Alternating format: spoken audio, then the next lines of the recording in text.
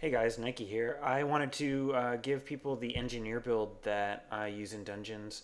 A lot of people have been asking about it, especially when I play it in my stream. And so I thought I'd do a video for it. First off, I want to give credit to Guang on Guild Wars Guru and the official forums for coming up with this build. So he deserves credit for creating it. I had nothing to do with thinking it up. But it's what I've been using, and hopefully you guys will enjoy it. First up, we have gear. As you can see, all the trinkets are Zerkers. I don't have Ascended Earrings yet, but I'm working on it. Next up, we have Berserker Armor. However, we have two runes of Lissa for extra precision and extra condition duration. And then we have 4 runes of the Traveler for decent critical damage, all stat stuff, which we take advantage of, plus 15% boon duration and 10% condition duration, which are both very good. So those are all things that this build wants to do, which is wants to do decent damage with everything, and it wants to do condition duration, and it wants its boon duration to be good. So these 4 runes of the Travelers do it all for us. Next up, weapons. We use pistol, and we use giver stats for the 10% condition duration, and we use 2 of them, and they stack. So you get 20% condition duration out of it. For the sigils, we use Superior Sigil of Strength. With this build, you basically sit at a permanent extra 4 stacks of might thanks to the sigil. Might is the only thing that affects both condition damage and direct damage. So it makes the sigil in this particular build superior to Force or any of the stacking sigils. Although if you did have an alternate weapon that you could stack with, you could build up probably Perception stacks and then switch to this. Next up is Zenith Pistol of Accuracy with the Giver stats and Sigil of Accuracy because we want to increase our crit chance. Traits. So for traits, we have 30 in explosives, powder keg, bomb when you dodge, whoop-de-doo. Shrapnel explosions have a 15% chance to cause bleeding. This is a pretty big key to the build, is stacking bleeds. With this build, you can stack about 14 stacks of bleeds, and it's pretty decent. Reserve mines, release mines, it's not really that useful. Short fuse recharges your bombs and grenades by 20%. This is huge. This is a big DPS boost. It allows you to stack the bleeds much more. Steel pack powder. Explosions cause vulnerability for 5 seconds. This is the bread and butter of the build. It allows you to stack vuln to 25 stacks even against bosses permanently, which is why we would use an engineer in a dungeon in the first place. And then Grenadier, of course, further ranging your grenades.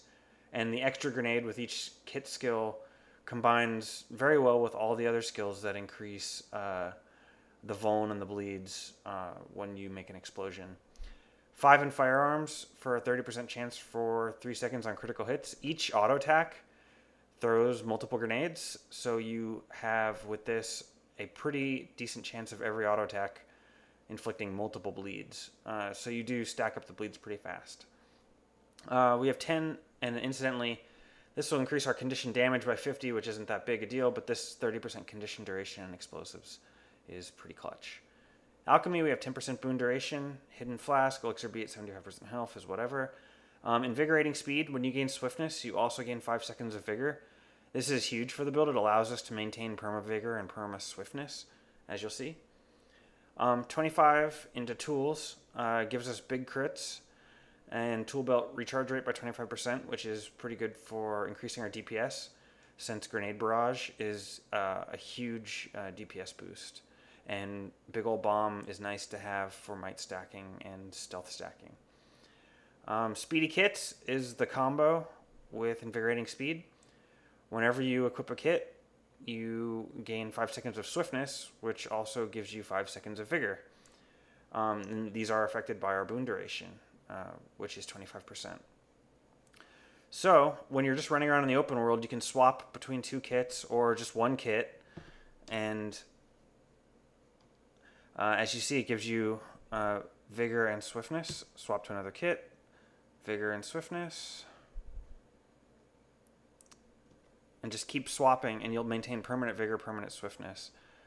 In combat, it works pretty much the same way. So it's just, these are just pretty amazing traits for that. Inertial Converter, when your health reaches 25%, your tool belt skills recharge, which is really good. Scope, 10% critical hit chance against target 600 units away. This works out to be like a 4% DPS increase, which isn't amazing. And in fact, when I run dungeons, I stack melee with everyone else, so this rarely comes into play, but it's better than any of the alternative traits. And then lastly, enduring damage, increased damage by 10% when endurance is full. That's really strong because with this build, you don't have to dodge a ton, and since you have Perma Vigor, your endurance is full quite a bit. So that's the traits. What does the build itself do? Well, the point is to use your grenades in a rotation where you do poison grenade, shrapnel grenade, and then grenade auto attack, and then using shrapnel and poison on recharge to create tons of explosions, tons of bleed, tons of poison, and then grenade barrage as well. So you have all these and you're just throwing tons of explosions. Well, what's going to happen is that it's going to stack the bosses with 25 stacks of vuln, 14 stacks of bleeding, and poison. So that's pretty huge. There's not really very good ways to stack bosses, especially with Defiant, with vulnerability, 25 stacks for long. You can do it in quick bursts with multiple warriors and a Mesmer, especially with On My Mark. But bosses, the vulnerability doesn't last very long and it wears off. This is one of the few ways that you can guarantee your party's going to have 25 stacks of vuln. And since it also helps with might stacking, it's not bad at all. So what other things are available? The one cool thing about Engineers, there's a lot of different combos you can do relating to the multiple kits. I like Bomb Kit for the Fire Field and the Stealth Field. So as you see, one thing we can do, we'll drop Big Ol' Bomb because it's a blast finisher. First, we'll drop our turrets. So we have our 2 turrets down.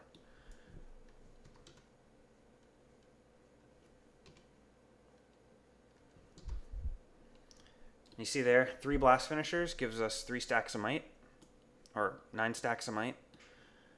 So pretty strong stuff. You can build up might for your team that way. 9 stacks is not so bad. And you can make it part of your DPS rotation too. You sit in your grenade auto attacks and you do your grenade rotation, which would be 5, 2, and then just 1, and just keep pressing 1 until 2 comes back up, and then keep pressing 1, etc. And then you can throw your big barrage in there. Anyway, then when you see Big Ol' Bomb recharge, you can lay Big Ol' Bomb, switch to grenade kit, drop the fire field, switch back, and just keep might stacks on your party. You should pretty much always use healing turret on cooldown, unless for some reason you think you're going to need a bigger heal. But that's really about it as far as the might stacking goes. Other cool things you can do with the bomb kit is the stealth, as you'll see here.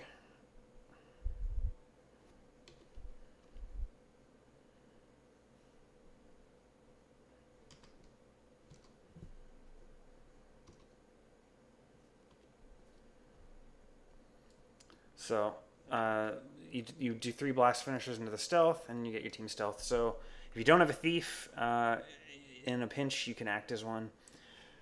So that's really it as far as the way the build plays. It's pretty straightforward. You cast your grenades, stack might, stack stealth if needed, stack tons of conditions and tons of damage.